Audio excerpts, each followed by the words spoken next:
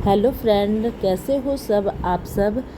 चलिए मैं आज आपके साथ कुछ ऐसे व्यू शेयर करने वाली हूँ जो कि मेरे गार्डन का बहुत ही खूबसूरत गार्डन का ही क्या क्यों दोस्तों, पूरे धरती में ही ऐसी हरियाली चारों तरफ देखने को मिल रही है। कभी क्षण भर में ही खूब तेज़ बारिश आ जा रही है तो कभी ये खिली खिली सी धूप निकल के आ जा रही है, जो कि ये प्राकृतिक का नेचर का बहुत ही खूबसूरत नज़ारा होता है। ऐसी लगती है पूरी धरती हरी चादर ओढ़ के बैठी हुई है और कभी इसमें बारिश हो रहा है और कभी इस तरह से खिली खिली धूप निकल रही हैं।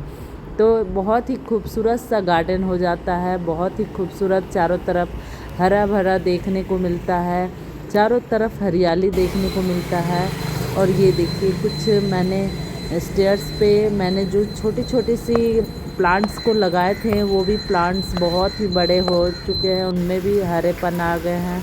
और अभी मैं छत से आ ही रही थी जब तक बहुत तेज़ धड़ाधड़ बारिश आना शुरू हो गया।